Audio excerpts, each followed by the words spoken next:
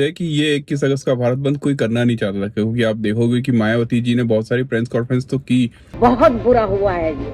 अब ये संविधान नहीं दिखा रहे किसी को, बहुत सारे ट्वीट भी किए, लेकिन उन्होंने कभी भी 21 अगस्त का भारत बंद करने के लिए नहीं बोला था। उन्होंने एंड मौके पर जाकर बोला कि चलो अगर सब चाहते हैं तो हम सपोर्ट कर देंगे। कि बहुजन समाज पार्टी का झंडा 21 अगस्त को इसमें पार्टिसिपेट करेगा, झंडा लहराएगा। ये वहीं चंद्रशेखर आजाद को देखो, उन्होंने भी यही बोला था कि अगर सब चाह रहे हैं तो हम सपोर्ट कर देंगे। चिराग पासवान हो गए, जितने भी नेता हैं, उन्होंने ये बोला था, सिवाय एक के सतपाल तंवर। और रही बात इस चीज की कि भाई हमने बिना सोचे समझे आंदोलन का आह्वान कर दिया, ये आप गलत कह रहे हैं। सतपाल तंवर ने करवाया था 21 अगस्त बंद, मजाक कर रहा हूँ। देखिए, ऐसा मुझे फील हो रहा है कि 1 अगस्त को जो सुप्रीम कोर्ट की वर्डिक्ट आई थी, जो उनका फैसला आया था, शेड्यूल ट्राइब शेड्यूल कास्ट का आधा भाईचारा उसी दिन टूट गया था। और सुप्रीम कोर्ट ने क्या है कि भाइयों के बीच में भूखे नंगे भाई हैं उनमें टुकड़ा फेंक दिया है कि जिसका जो ताकतवर वो उठा लो, तो झगड़ा कराने का प्रयास किया। अगर बाकी का भाईचारा 21 अगस्त के भारत बंद करने के बाद खराब हो गया, ऐसा मैं क्यों बोल रहा हूँ? क्योंकि मैंने रैंडमली यूट्यूब पर बहुत सारी वीडियोस देखी, कुछ आपको भी दिखाता हूँ। तो चाहते हैं कि आरक्षण जो सुप्रीम कोर्ट का निर्णय ठीक है, कोई जाटा वो हटेगा कमिश्नर से तो हमारा वाल्मीकि बैठेगा, मेरी तो ये राय है। वाल्मीकि जाति जाट और समाज के पीछे पीछे चली है आज तक। तो वो आप हमारे बड़े भाई हो, हम छोटे हैं, उनको भी हिस्सा दो ना। जाटा इसका विरोध कर रहा है, इसलिए वाल्मीकि जाति विरोध कर रहा है, और जाटा उसको क्या क्या बहाने बना रहा है कि हम बट जाएंगे, ये हमारा आरक्षण ही खत्म हो गया, फिर झगड़ा ही क्यों कर रहे हैं? 1 अगस्त सुप्रीम कोर्ट के फैसले के बाद से ही कई बार ऐसा लग रहा था कि ये जो भारत बंद है वो कुछ गलत तरीके से लोगों पर थोपा जा रहा है, क्योंकि ऐसी बहुत सारी वेबसाइटें थी जो इसके बारे में बात कर रही थी। प्लस मेन स्ट्रीम मीडिया इसमें कुछ ज्यादा ही दिलचस्पी ले रहा था। ऐसा लग रहा था कि एक माहौल बनाया जा रहा है। 1 अगस्त को सुप्रीम कोर्ट का फैसला आया था, उस समय एकता नहीं टूटी थी। एकता तब टूटी जब 21 अगस्त का भारत बंद हुआ, क्योंकि वहां पर ये बताया गया कि भारत बंद करने वाले कौन थे। चंद्रशेखर आजाद, मायावती जी, दोनों जो है जाटव समाज से आते हैं, चमार समाज से आते हैं, और लोग बोल रहे हैं, वाल्मीकि के लोग बाहर निकल कर आके बोलते हैं। आवाज नहीं कर रहे यार। ये तो देखो, ये भाई आपका अपना फेवरेट, पूरे भारत का फेवरेट है ये, भारत का संविधान, भारत का संविधान। ये बहुत अच्छी बुक है ये किताब बहुत शानदार है और काफी डिटेल में लिखी गई है। इसमें 2 पार्टों में है, ये 2 भाग है इसके। वेबसाइट का है, हमारी वेबसाइट क्या नाम है जी? तथागत.live। तथागत.live। अरे ये किताब तो दिखाई नहीं आपने, रुपए की समस्या चल रही है अभी, रुपए की समस्या। भारत का शेड्यूल कास्ट एक ऐसा ग्रुप है जिसमें हजारों जातियां हैं, लेकिन 2 जातियों की आबादी ज्यादा है। इसमें एक चमार है, एक वाल्मीकि है। अब आप सोचिए कि अगर 21 अगस्त भारत बंद चमारों के नाम कर दिया गया तो वाल्मीकि क्या समझेंगे कि भाई जो हक हमें मिल रहा था वो हक ये खाना चाहते हैं। एक सिंपल सी भावना पैदा हो गई। अगर ये भारत बंद नहीं हुआ होता तो ऐसी भावना पैदा नहीं होती, उल्टा जो है सुप्रीम कोर्ट के फैसले के खिलाफ लड़ रहे होते। मुझे ऐसा लगता है ये सारी प्लानिंग थी भाई कि 1 अगस्त को जो है सुप्रीम कोर्ट का फैसला आता है, उसके बाद जो है पूरे लोगों को, शेड्यूल ट्राइब्स को भारत बंद की तरफ धकेला जाता है, भारत बंद करवाया जाता है। उसमें 2 नाम प्रमुखता से आते हैं सामने, जो कि एक खास जाति के हैं, और उस जाति से बाकियों को लड़ाई करवा दी जाती है कि भाई सोचिए कि वर्गीकरण का फैसला आया तो एक जाति खड़ी हो गई क्योंकि उसके हक अधिकार छिन रहे हैं और तुमको मिल रहे हैं, तो दूसरे लोग भी खड़े हो जाएंगे, और ये एक तरीके से लड़ाई हो रही है। और इसी लड़ाई के बीच में क्या हुआ, जय शाह जो अमित शाह के बेटे हैं, उनको आईसीसी का चेयरमैन बना दिया गया, वो भी निर्विरोध। अगर सोचिए ये सब घटनाएं नहीं हो रही होती तो आप लोग उस बारे में बात कर रहे होते कि जय शाह का किस काबिलियत पे जो है वो इंटरनेशनल क्रिकेट काउंसिल का चेयरमैन बना दिया, वो भी निर्विरोध, उसके सामने भी कोई नहीं खड़ा हुआ। आप इस बारे में तो बात नहीं कर रहे हो। आप बात कर रहे हो कि आपका रिजर्वेशन, मतलब आपके जो है वो ही छीन लिया गया। और अभी युगल भाई की ना तबीयत बहुत ज्यादा खराब हो गई, हम लोग जा रहे हैं डॉक्टर के पास, है ना युगल भाई? बिल्कुल, हमको बहुत ज्यादा डॉक्टर पे जाना है, चक्कर आ रहा है मुझे। चलो युगल भाई डॉक्टर पे चले। तो तो युगल भाई जो है बुढ़ापा आ गया तो उनका हम टेस्ट वेस्ट करवाने आए हैं। दिखाऊंगा रिपोर्ट, पर्चे में किसका नाम है। काफी टाइम से युगल भाई तबीयत खराब थी, मान ही नहीं रहे थे, तो फिर मैं उनको ले आया हूँ आखिरकार। देखो ये हमारे यहाँ के फेमस डॉक्टर हैं।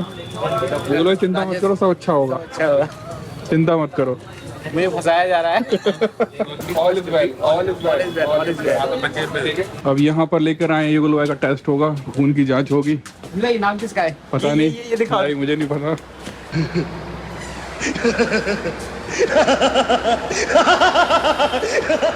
युगल भाई में डर लग रहा था, इसलिए उनके बदले मैं टेस्ट करवा रहा हूँ। ये देखिए मेरी जगह टेस्ट करा रहे हैं अंजुल भाई। अब आप समझ ही गए होंगे क्या हो रहा है। ढेर सारा खून निकाल दिया अंजुल भाई का। कुछ में लगा दो यार यहाँ पर, अगर वो अभी दबा के रखो, अभी दबा के रखो, कई बार ब्लड निकलने लग जाता है। होल्ड कर लो आप। होल्ड। आप सब लोगों के कमेंट में पढ़ता रहता हूँ, सब लोग बोलते हैं भाई एनर्जी ड्रिंक पीना बंद कर दो, बंद कर दो। मैंने बंद कर दी थी और उसके बाद काफ़ी ज़्यादा आलस आने लग गया। आलस आया तो मैंने डॉक्टर को दिखाया, भाई क्या चक्कर है। डॉक्टर ने बोला कि ब्लड शुगर चेक करा के देखो, हो सकता है कि आपका ब्लड शुगर डाउन हो गया होगा, इस वजह से इतना आलस आ रहा है। जब सारा कुछ टेस्ट करवा के देखा तो सब कुछ नॉर्मल आ रहा है। समझ ही नहीं आ रहा हो क्या रहा है, इतना आलस क्यों आता है मेरे को। 11 सितंबर को चंद्रशेखर आजाद ने एक रैली बुलाई है दिल्ली के जंतर मंतर पर, और आपको पता है 10 तारीख को वाल्मीकि समाज की तरफ से एक आह्वान हुआ है। मुझे कंफर्म नहीं पता कौन सा संगठन है, मैंने सिर्फ इंटरनेट पर ही देखा था कि वहाँ से भी एक आह्वान हुआ है कि 10 तारीख को आपको दिल्ली के जंतर मंतर पे आना है। आप सोचिए हो क्या रहा है यार, ये जहाँ हम लोग सब मिलकर जो है वो एक पर्टिकुलर एक सिस्टम से लड़ने की कोशिश करते थे, अब हम लोग आपस में लड़ रहे हैं। वाह वाह वाह, क्या बहुत शानदार है। डिवाइड एंड रूल का फॉर्मूला इतना सटीकता से यहाँ पर जोड़ा गया है ना, मैं आपको बता नहीं सकता। अब समस्या ये आ रही है कि इसका सॉल्यूशन क्या हो सकता है। देखिए मुझे ये ना बहुत सारे वीडियो मैंने देखे, बहुत सारी चीज़ों को मैंने पढ़ा, तो मुझे ऐसा लगता है कि इसका एक सॉल्यूशन ये भी हो सकता है कि ये जातिगत जनगणना की जो बात कर रहे हैं सब लोग, वो हो जाए। अगर वो हो जाएगा तो आपको एग्जैक्टली पता चल जाएगा कि शेड्यूल कास्ट में कितनी जातियाँ हैं, ये तो सबको पता ही है, लेकिन किसके परसेंटेज कितने हैं, और जिनके जितने परसेंटेज है उनको उस हिसाब से जो है ये उपवर्गीकरण कर दिया जाए कि आपके पास जो है 5 लोग हैं वाल्मीकि समाज में, 6 लोग जो हैं वो जाटो समाज में, तो 6 आरक्षण इनको दे दिया जाए, 5 आरक्षण इनको दे दिया जाए। ये एक सॉल्यूशन हो सकता है। चंद्रशेखर आज़ाद ने एक बांदा में एक भाषण दिया था, वो सुनाता हूँ आपको। जो एकता हमने 10-12 साल चप्पलें घिस घिस के बनाई थी, उस एकता को तोड़ने के लिए उसने एक जमूला फेंक दिया, वर्गीकरण, क्रीमी लेयर। मैं आपको विश्वास से कहता हूं, हम अपने भाइयों के हिस्से का कभी विरोध नहीं कर सकते। अगर मुझसे छोटे को या बड़े को कुछ मिलेगा और अगर मैं मिशनरी हूं तो मेरी ये जिम्मेदारी है कि मैं अपने हिस्से का टुकड़ा भी उसके आगे कर दूंगा, अपने भाई का पेट खाली नहीं रहने दूंगा। मैं आपको विश्वास दिलाऊंगा। जातिवार जनगणना कराइए, आंकड़े जारी कराइए। अगर शेड्यूल कास्ट में किसी भी जाति ने किसी और का हक खाया होगा, मैं गारंटी लेता हूं कि सूर समेत उस जाति को उसका अधिकार दिलाने का काम हम लोग करेंगे। जितना आप सोच रहे हो ना, ये मामला उससे ज्यादा गंभीर है, और मुझे यहाँ एक बहुत बड़ी साजिश की बू आ रही है जिसको समझना मुझे लगता है कि कठिन होगा। आपको पता नहीं है कि राजनीति ना हाथी के दांतों की तरह होती है। जो आपको बाहर दिख रही होती है ना, वो बिल्कुल अलग होती है, और जो अंदर होती है वो बिल्कुल अलग होती है।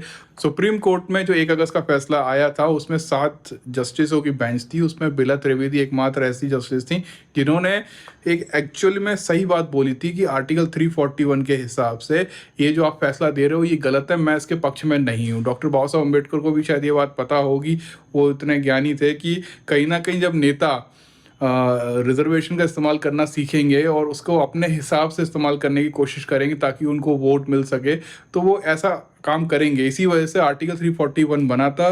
341 आर्टिकल ये कहता है कि सिर्फ राष्ट्रपति या संसद के पास ये पावर है कि आप इस तरह से रिजर्वेशन का वर्गीकरण कर सकते हो। अगर फिर भी हम लोगों की एकता टूट रही है ना, इसे एकता अखंडता को बचाने के लिए मैं फिर सुप्रीम कोर्ट के फैसले का सपोर्ट करूंगा। मैं नहीं चाहता कि बिल्कुल किसी भी तरीके से ये एकता अखंडता खत्म हो जाए।